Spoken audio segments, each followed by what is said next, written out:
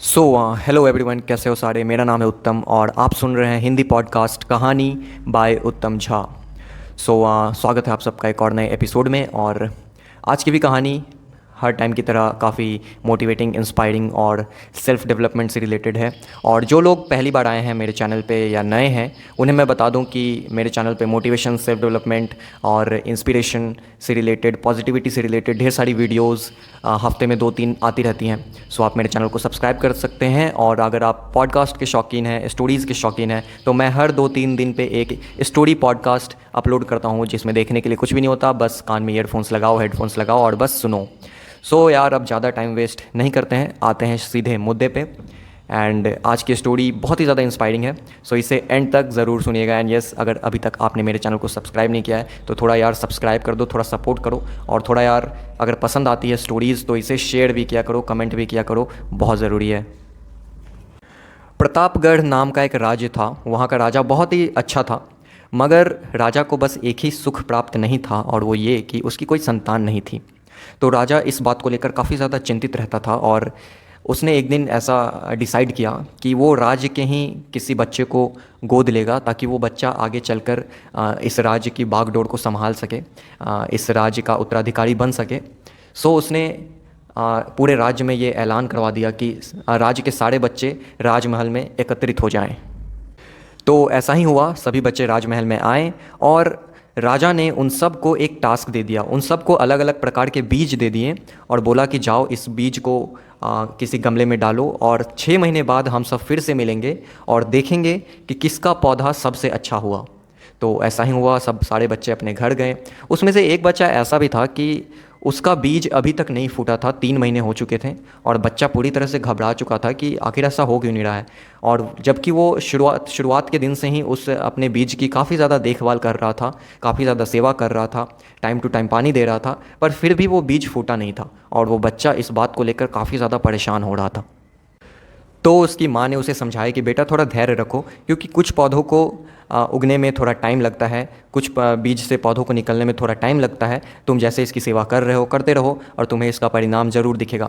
तो बच्चे ने भी ऐसा ही किया, वो लगा रहा। मगर हुआ ये कि 6 महीने भी कंप्लीट हो गए और उस बीज में से पौधा निकला ही नहीं। बच्चा काफ़ी डर गया कि अब राजमहल जाने का टाइम आ चुका है और मेरे बीज में से पौधा निकला ही नहीं है। मैं वहाँ जाऊँगा, सारे बच्चे आएंगे, सबके गमलों में पौधे होंगे, मेरे गमले में पौधा नहीं होगा।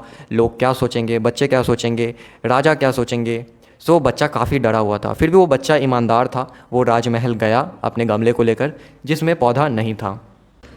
कुछ बच्चे काफ़ी ज़्यादा जोश में लग रहे थे, क्योंकि उनमें राज्य का उत्तराधिकारी बनने का गजब का लालसा था उनके अंदर। तो वो सब काफ़ी ज़्यादा जोश में लग रहे थे। अब राजा आए दरबार में, उन्होंने सारे बच्चों को उनके गमले दिखाने के लिए कहा। सारे बच्चे गए राजा के पास, उन्होंने अपने अपने गमले दिखाए, और वो बच्चा जिसके बीज में से पौधा निकला ही नहीं था, वो काफ़ी डरा हुआ था, सहमा हुआ था। वो भी राजा के पास गया, उसने भी अपना गमला दिखाया। राजा ने बोला कि इसमें तो कुछ नहीं है, इसमें तो पौधा है ही नहीं। तो उस बच्चे ने जवाब दिया, लेकिन महाराज, मैंने 6 महीने तक इसकी पूरी ईमानदारी से सेवा की है, पूरे मेहनत से सेवा की है। तो राजा इस बात से खुश हुए कि चलो, ये बच्चा इतना ईमानदार निकला कि कम से कम ये दरबार तक आया अपने पौधे को लेकर। भले ही इसमें पौधा नहीं निकला है, मगर ये ईमानदार है और ये दरबार तक आया अपने पौधे को लेकर। राजा इस बात से काफ़ी ज़्यादा प्रसन्न हुए। अब राजा ने सबके गमले देखने के बाद, सब कुछ ख़त्म हो जाने के बाद, उस बच्चे को बुलाया अपने पास अपने गमले के साथ। राजा ने कहा, इस बच्चे की ईमानदारी से मैं बहुत ज़्यादा प्रसन्न हुआ हूँ। और फिर राजा ने उस गमले को सबके सामने दिखाया। सारे बच्चे ज़ोर ज़ोर से हंसने लगे। राजा ने कहा, आप लोग इतना खुश मत होइए। और क्योंकि राजा की एक चाल थी इसके पीछे। राजा की चाल ये थी कि वो बस वही एक बीज था जो कि बंजर था, ठीक है, उस बीज से पौधा कभी निकल ही नहीं पाता। तो राजा ने वो बीज उसी लड़के को दिया हुआ था, ठीक है, और बाकी बीज नॉर्मल थे जिसमें से पौधे निकले। मगर राजा को जो चेक करना था वो करना था ईमानदारी और मेहनत। वो दोनों चीज़, ईमानदारी और मेहनत, उस लड़के में काफ़ी अच्छे से राजा को दिखी। और अंत में उसी लड़के को राजा ने गोद लिया और उसे राज्य का उत्तराधिकारी बना दिया गया।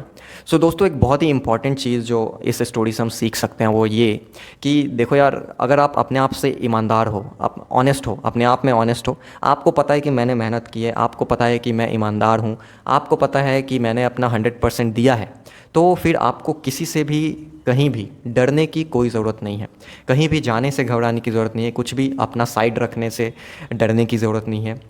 ये एक बहुत बड़ी सीख जो हमें इस स्टोरी से मिलती है। अगर आपने मेहनत की है तो आपको बिल्कुल भी किसी भी चीज़ से डरने की कोई ज़रूरत नहीं है। सो ये एक बहुत ही इम्पॉर्टेंट सीख है।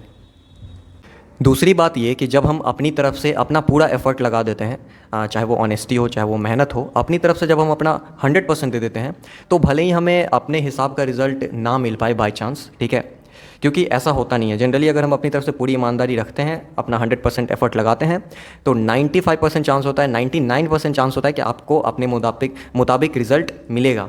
बट फिर भी मान लो, ठीक है, दुनिया है, कुछ भी हो सकती है, मान लो आपको रिज़ल्ट अपने मुताबिक नहीं मिलता है, तो एटलीस्ट आपके मन में किसी भी प्रकार का पछतावा या रिग्रेट नहीं रहेगा।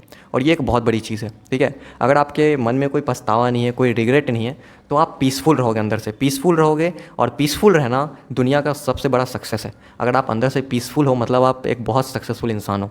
यस। सो यही जो सीख थी इस स्टोरी की, बहुत अच्छी मुझे लगी। एंड आप बताइए कमेंट करके कि आपको ये स्टोरी कैसी लगी, ठीक है। मुझे आपके कमेंट का बेसब्री से इंतज़ार रहता है और मैं हर कमेंट का रिप्लाई देता हूँ। और एक इंपॉर्टेंट बात, अगर आप मुझसे बातें करना चाहते हैं, कोई भी कन्फ्यूजन, कोई भी सजेशन, कोई भी प्रॉब्लम, कुछ भी है, तो आप मुझे इंस्टाग्राम पे मैसेज कर सकते हैं। मैं हर मैसेज का रिप्लाई देता हूँ। सो इंस्टाग्राम का लिंक आपको मेरे डिस्क्रिप्शन में मिल जाएगा, जाइए वहाँ पे मुझे आप डीएम करिए। और मेरे इंस्टाग्राम पे भी आपको काफ़ी ज़्यादा अच्छे अच्छे कंटेंट्स मिलते हैं, मोटिवेशन से रिलेटेड, सेल्फ डेवलपमेंट से रिलेटेड, कम्युनिकेशन स्किल से रिलेटेड, और भी कई सारे जो कि आपके लाइफ के ग्रोथ में काफ़ी ज़्यादा हेल्प करती है। सो जाओ मुझे इंस्टाग्राम पे फॉलो करो एंड यार सब्सक्राइब कर दो चैनल को और शेयर करो अगर आपको पसंद आए तो, क्योंकि आपका सपोर्ट बहुत ज़्यादा ज़रूरी है ताकि मैं आगे ऐसे ऐसे पॉडकास्ट लाता रहूँ और भी ढेर सारी वीडियोज़ लाता रहूँ। क्योंकि यार आप लोग जब तक सपोर्ट नहीं करोगे, जब तक शेयर नहीं करोगे, कमेंट नहीं करोगे, सब्सक्राइब नहीं करोगे, तब तक हम लोगों को मोटिवेशन नहीं मिल पाएगा, मुझे मोटिवेशन नहीं मिल पाएगा, ठीक है। सो आप लोगों के लाइक्स, कमेंट्स और शेयर्स ही मेरे लिए मोटिवेशन है। और मैं आपसे वादा करता हूँ कि आपके लिए आगे और भी अच्छे अच्छे कंटेंट्स लाता रहूँगा। So thank you so much, love you all. मिलते हैं अगले वीडियो में, तब तक सुरक्षित रहिए, सेफ रहिए, मोटिवेटेड रहिए, इंस्पायर्ड रहिए, हंसते रहिए। Thank you so much, bye bye.